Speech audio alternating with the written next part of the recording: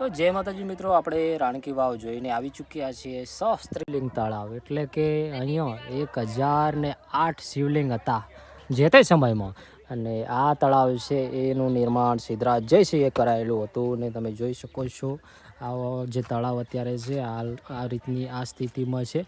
અને જ્યારે ત્યારે જે તે સમયમાં આ તળાવમાં પાણી ચારે બાજુથી આવતું, અને કહેવાય એવું છે કે જે સરસ્વતી નદી હતી એનું પાણી આમાં લાવવામાં આવ્યું હતું, અને એનું પાણી જ અહીંયા આવતું. અને બીજું કે કુદરતી રીતે જે વરસાદનું પાણી આવતું એ પણ અહીંયા ચારે બાજુથી આવતું અને એકઠું થતું અહીંયા. અને અત્યારે તમે જોઈ શકો છો આ રીતનું છે બધું. અહીંયા સાફ સફાઈ થોડી એનો અભાવ આપણને જોવા મળી રહ્યો છે. બાકી સરસ મજાનું જોવાલાયક સ્થળ છે. તમે રાણકી વાવ આવો તો અહીંયા એક વખત જરૂરથી મુલાકાત લેજો. સરસ મજાનું જોવાલાયક સ્થળ છે. અહીંયા ઘણા બધા લોકો પણ આવે છે, ઘણા બધા બ્લોગરો પણ આવે છે અને સરસ મજાના વિડીયો બનાવતા હોય છે. ફોટોગ્રાફી કરવાની પણ મસ્ત મજાની અહીંયા જગ્યાઓ છે. તો અહીંયા રાણકી વાવ આવો છો તો પછી અહીંયા કોઈ ટિકિટ લેવામાં આવતી નથી, ચાર્જ કંઈ નથી, એકદમ ફ્રીમાં જ છે અહીંયા જોવાનું બધું. તમે જોઈ શકો છો હું અને મારો ભાઈ આવી ચૂક્યા છીએ, અને પાણી પીવેરો છે ભાઈ. બોટલ લઈને આવજો, કારણ કે અહીંયા પાણી તમને નહીં મળે, બીજું બધું મળી રહેશે. તો એ રીતનું બધું છે. અને સરસ મજાનું તળાવ છે, ને પ્રાચીન છે, ઘણું બધું પ્રાચીન. એટલે કે 1000 લગભગ 93ની સાલમાં આમ જે તળાવ છે એ બનાવવામાં આવ્યું હતું. ને અહીંયા પેલી એક સ્ટોરી પણ છે, તમને ખબર હશે લગભગ, જસમા ઓડણવાળી. તો જસમા ઓડણ છે એ તળાવ લગભગ ખોદતા, અને એમને પછી સિદ્ધરાજ જયસિંહનું દિલ આવી ચૂક્યું હતું એમના ઉપર, અને એમનાથી તેઓ લગ્ન કરવા માગતા હતા, અને પછી એમના પતિ હતા એમને મરાવી દીધા હતા.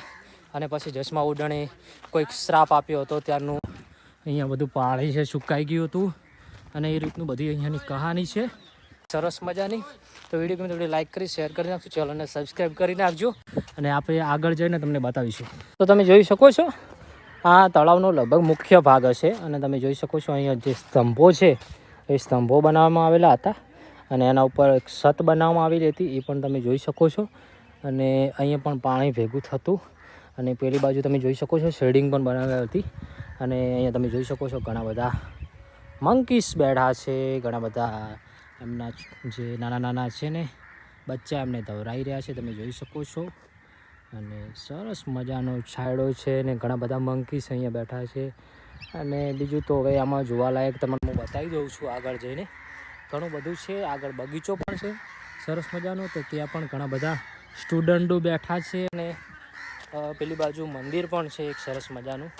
તો અહીંયા પણ આપણે જવાની કોશિશ કરીશું, જેમ બને એમ વધારે સ્થળો બતાવવાની કોશિશ કરીશું. તમે જોઈ શકો છો સરસ મજાનું આ પણ તળાવ છે એક જાતનું, કારણ કે પાણી આમાં પણ ભેગું થતું, એટલે કે ચારે બાજુ પાણી ભેગું થતું એવું આનો ઉલ્લેખ છે તળાવનો. અને અહીંયા 1008 શિવલિંગ હતા, અને એની પૂજા કરતા, અને સાંજના ટાઈમે આ જે તળાવ છે એ ચમકી ઉઠતું.